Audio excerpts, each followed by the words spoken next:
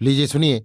ना पार्थ सारथी के लिखे उपन्यास ये गली बिकाऊ नहीं का भाग 3 मेरी यानी समीर गोस्वामी की आवाज में।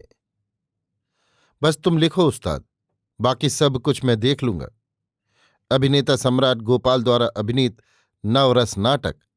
एक लाइन का ये विज्ञापन काफी है, हाउसफुल हो जाएगा।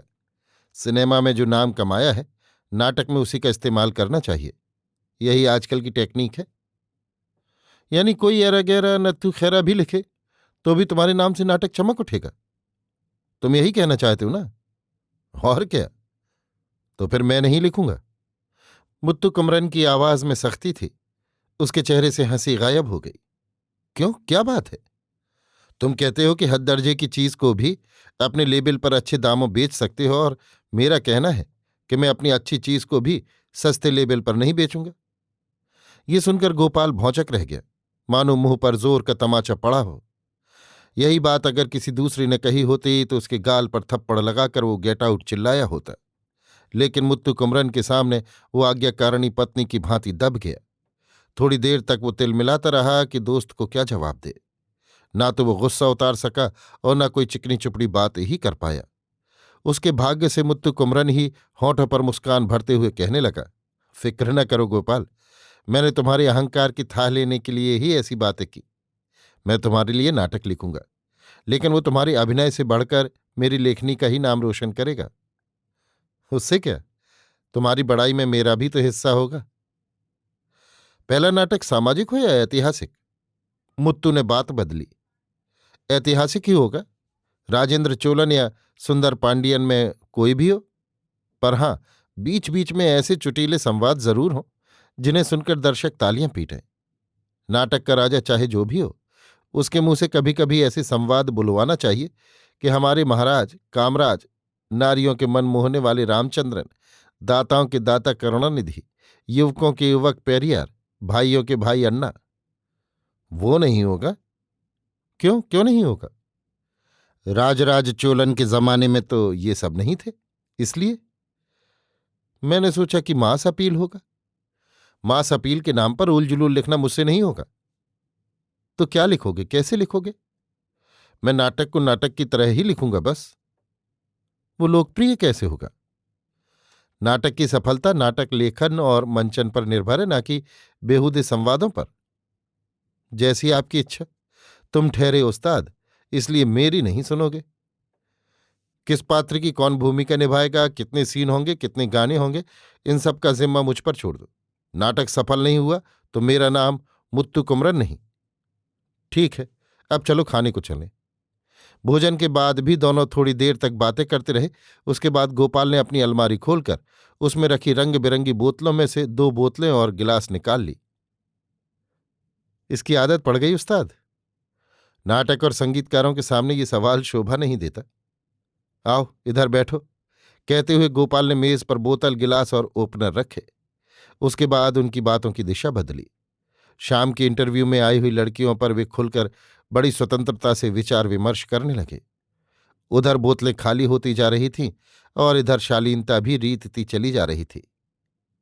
तनी पाडल तिरट्टू जैसी पुरानी पुस्तकों से कुछ अश्लील कविताएं सुनाकर मुत्तु कुमरन भी श्लेष के सहारे उनकी भद्दी व्याख्या करने लग गया। समय बीतते पता न चला।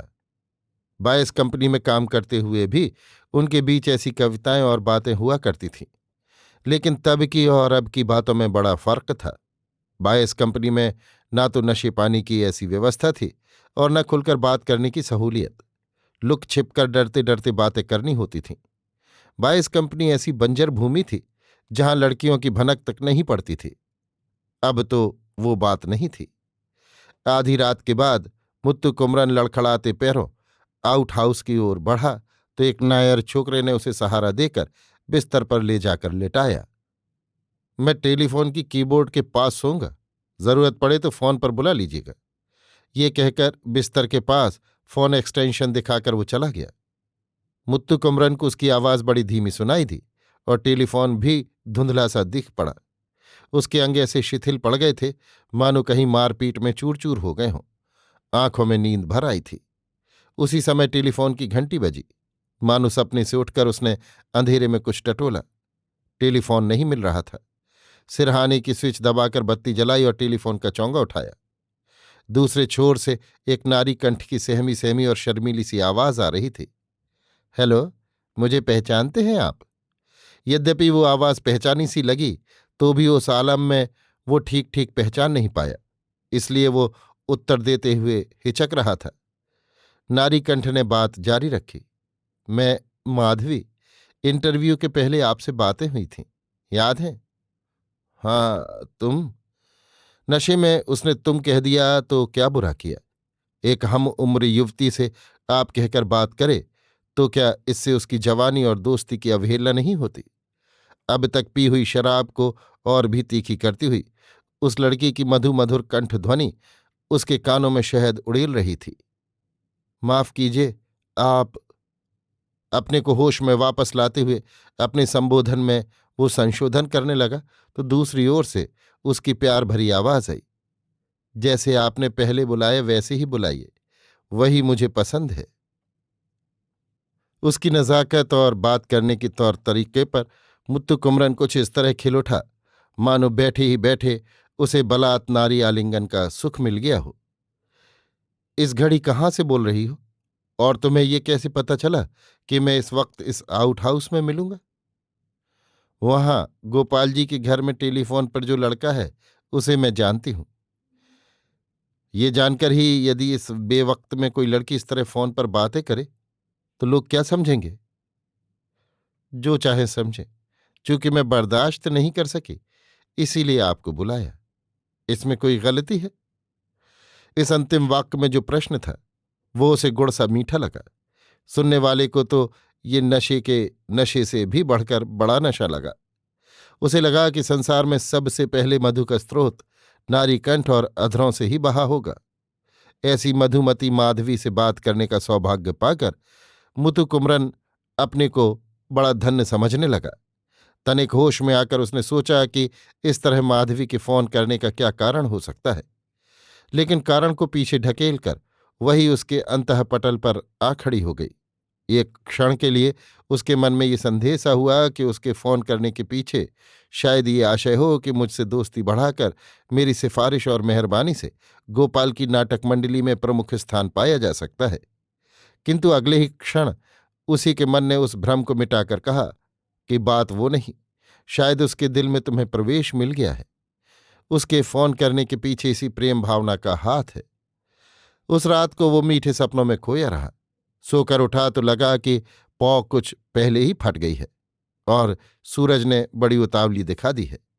असल में बेड कॉफी के साथ नायर छोकरे के जगाने के बाद ही वो उठा था। कुल्ला करने के बाद जब उसने गरम काफी पी तो मन में उत्साह और उल्लास भर गया। आउट हाउस के बरामदे पर आकर सामने के बगीचे पर नजर दौड़ाई तो उसकी आंखों के सामने बड़ा ही मनोरम दृश्य उपस्थित था। ओस कणों में नहाई हरी घास की फर्श झिलमिला रही थी। उस हरी तिमा में लाल गोटे की तरह गुलाब खिले थे। एक ओर पारिजात का पेड़ था जिसके फूल हरी घास पर चौक पूर रहे थे। कहीं से रेडियो में नन्नू पालिम्ब मोहन राग का गीत हवा में तिरता आ रहा था। सामने का बागीचा, प्रातःकाल की खुनक और गीत की माधुर स्वर लहरी, ये तीनों मिलकर मुतु कुमरन को आह्लादित कर रहे थे। उस आह्लाद में उसे माधवी का स्मरण हो आया। पिछली रात को टेलीफोन में बेवक्त गूंजती आवाज भी याद हो आई। कुछ लोगों के गाने पर ही संगीत की रचना होती है, जबकि कुछ लोगों के बोलने पर भी संगीत बन जाता है। माधवी की बोली में वही जादू था। माधवी के कंठ में शायद कोयल बैठी थी। कोयल जैसे अंतराल दे देकर कूकती है वैसे ही वो बोल रही थी। मुतु कुमरन को उसकी स्वर माधुरी की तारीफ में एक गीत रचने की, कविता लिखने की इच्छा हुई। सुख बयार का स्नेह मधु का, जिसने पाया हो सुमधुर कंठ, उसकी वाणी में गीत घुला जैसे मंच पर गीत का गान। मन में भी गूंजे वैसी तान, उससे भी सूक्ष्म है एक संगीत जो अनहद नाद कहाता है, कोई डूब के ही सुन पाता है। इस आशय का एक गीत रचकर उसने मन ही मन गुनगुनाया। कहीं वो छंदोबद्ध था और कहीं शिथिल, फिर भी उसे इस बात का संतोष था कि वो उच्च आशय का था। इस तरह मुतु कुमरन बरामदे में खड़ा होकर बगीचे की सुषमा देख रहा था और माधवी की स्वर माधुरी का रस ले रहा था कि गोपाल नाइट गाउन में ही मुतुकुमरन से मिलने आउट हाउस में आ गया। अच्छी नींद तो आई यार? हाँ, बड़े मजे की नींद सोए। अच्छा, अब मैं तुमसे एक बात पूछने आया हूं। क्या? कल आई हुई लड़कियों में से तुम किसे सबसे ज्यादा पसंद करते हो? क्यों, क्या मेरी शादी उससे कराना चाहते हो? नहीं, मैं अपनी नाटक मंडली का उद्घाटन जल्दी से जल्दी करना चाहता हूं। पहले नाटक का मंचन भी उसी समय कर देना है। उसके लिए सिलेक्शन वगैरह जल्दी हो जाए तो अच्छा रहेगा ना। हाँ, कर लो। करने के पहले तुम्हारी भी सलाह चाहता हूं। इस विषय में मैं अभिनेता सम्राट को क्या सलाह दूं? ये कैसा मजाक है? मजाक नहीं, सच्ची बात है।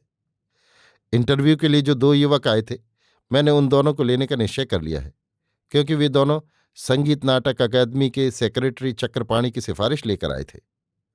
अच्छा, ले लो। फिर आई हुई लड़कियों में सभी सुंदर हैं? ऐसा नहीं कहा जा सकता। वो माधवी ही कदकाठी से नाक नक्श से तराशी हुई बहुत सुंदर युवती थी। अच्छा, उसे परमानेंट हीरोइन बना लेना है। नाटक के लिए ही ना? उस्ताद, तुम्हारा मजाक मैं बर्दाश्त नहीं कर सकता, रहने भी दो। अच्छा, रहने दिया, आगे बोलो। मुतु कुमरन ने कहा। गोपाल बोला, आई हुई लड़कियों में से कुछ एक को नाटक के उपपात्रों के लिए लेना चाहता हूं। यानी ऐतिहासिक कहानी हो तो सखी और बांदी, सामाजिक कहानी हो तो कॉलेज की सहेली, पड़ोस की लड़की, यही ना? जरूर जरूरत पड़ेगी। समय समय पर जीवन साथी के बतौर भी काम आ सकती है। मजाक बर्दाश्त न कर सका तो गोपाल ने चुप्पी साध ली और मुतु कुमरन पर पैनी दृष्टि फेंकी। मुतु कुमरन ने तत्काल बात बदलकर हंसते हुए पूछा, गोपाल, नाटक मंडली नाम रखने से पहले तुम कह रहे थे कि सेक्रेटरी से मिलकर आयकर आदि के विषय में कुछ पूछना है। पूछ लिया क्या? गोपाल ने कहा, सुबह ही सेक्रेटरी को फोन कर मालूम भी कर चुका। हम गोपाल नाटक मंडली नाम रख सकते हैं। सेक्रेटरी की सलाह के बाद ही तुम्हारे पास आया हूं। अच्छा, बोलो आगे क्या करना है? इस आउट हाउस में सभी सुविधाएं हैं। यहां बैठकर जल्द से जल्द उस्ताद को नाटक लिखकर तैयार कर देना है, बस। अगर किसी चीज की जरूरत हो तो नायर छोकरे को आवाज दो। उत्तर के सुपरस्टार दिलीप कुमार जब यहां आए थे, उनके ठहरने के लिए ही ये आउट हाउस खासकर बनवाया था। उनके बाद यहां ठहरने वाले पहले आदमी तुम ही हो। तुम्हारा ख्याल यही है ना कि उस्ताद की इससे बड़ी अवहेलना नहीं की जा सकती? इसमें अवहेलना कैसी? दिलीप कुमार एक अभिनेता है, लेकिन मैं तो एक गर्वीला कवि हूं। उनके ठहरने से मैं इसको तीर्थ स्थान नहीं मान सकता। तुम मानना चाहो तो मानो। मैं तो ये चाहता हूं कि जहां मैं ठहरता हूं उसे दूसरे लोग तीर्थ माने। जैसी तुम्हारी मर्जी, पर जल्दी नाटक लिख दो, बस। मेरी पांडुलिपि को अच्छी तरह कोई टाइप करके देने वाला मिले तो सही। हाँ, याद आया, कल की इंटरव्यू में उसी माधवी नाम की लड़की ने कहा था कि वो टाइप करना भी जानती है। उसी से कह दूंगा कि वो टाइप कर दे। टाइप करते करते उसे संवाद भी याद हो जाएंगे। बड़ा अच्छा विचार है। इस तरह कोई कथानायिका ही साथ रहकर हेल्प करे तो मैं भी नाटक जल्दी लिख डालूंगा। कल ही एक नए टाइपराइटर के लिए ऑर्डर दे देता हूं।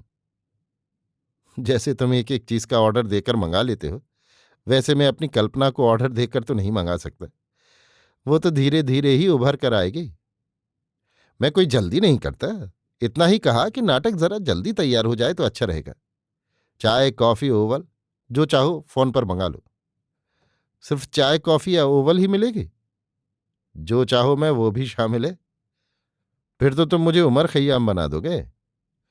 अच्छा, मुझे देरी हो रही है, 10 बजे कॉल शीट है, कहकर गोपाल चला गया। मुत्तु कुमरन ने आउट हाउस के बरामदे से देखा कि सूरज की रोशनी में हरी घास और निखर उठी है और गुलाब की लाली माधवी के अधरों की याद दिला रही है। अंदर फोन की घंटी बजी तो उसने फुर्ती से जाकर रिसीवर उठाया। मैं माधवी बोल रही हूं। बोलो, क्या बात है? अभी सर ने फोन पर बताया था। सर माने? अभिनेता सम्राट। मैं कल से स्क्रिप्ट टाइप करने के लिए आ जाऊंगी। मेरे आने की बात सुनकर आप खुश हैं ना? आने पर ही खुश होऊंगा। दूसरी छोर से हंसी की खिलखिलाहट सुनाई दी। टाइप करने के लिए तुम आओगी? गोपाल के मुंह से ये सुनकर मैंने उसे क्या कहा मालूम है? क्या कहा? सुनकर तुम खुश होगी। कहा कि जब कथानायिका साथ रहकर हेल्प करेगी तो मैं नाटक जल्दी लिख डालूंगा। ये सुनकर मेरे दिल पर क्या बीत रही है ये आप जानते हैं? सुनाओ तो जानू। कल वहां आने पर ही बताऊंगी। वो चुटकी लेकर बोली। उधर से फोन रखने की आवाज आई तो मुतु कुमरन रिसीवर रखकर मुड़ा। द्वार पर हाथ में एक लिफाफा लिए छोकरा नायर खड़ा था। क्या है, इधर लाओ। मुतु कुमरन के कहने पर वो अंदर आया और लिफाफा देकर चला गया। लिफाफा भारी और बंद था। ऊपर मुतु कुमरन का नाम लिखा था। मुतु कुमरन ने बड़ी फुर्ती से उसे खोला तो उसमें से 10 रुपए के नए नए नोटों के साथ कागज का एक छोटा सा पुर्जा भी निकला। मुतु कुमरन ने पढ़ने के लिए पुर्जा निकाला तो उसमें 2 ही 4 पंक्तियां लिखी हुई थीं। नीचे गोपाल के हस्ताक्षर थे। मुतु कुमरन ने एक बार दो बार नहीं, कई बार उसे पढ़ा। उसके मन में एक साथ कई विचार आए। मुतु कुमरन ने इस बात का पता लगाने का प्रयत्न किया कि गोपाल उसे अपना घनिष्ठ मित्र मानकर प्यार से पेश आता है या जीविका की खोज में शहर की शरण लेने वाले व्यक्ति के साथ नौकर मालिक का सा व्यवहार करता है। मुतु कुमरन ने पहले ये समझा कि पैसे के साथ आए हुए उस पत्र के सहारे गोपाल का मन आंक लेगा, पर यह उतना आसान नहीं था। सोचने विचारने पर उसे ऐसा ही लग रहा था कि पत्र बड़े स्नेह और प्यार के साथ ही लिखा हुआ है। अभी आप सुन रहे थे ना पार्थ सारथी के लिखे उपन्यास ये गली बिकाऊ नहीं का भाग 3, मेरी यानी समीर गोस्वामी की आवाज में।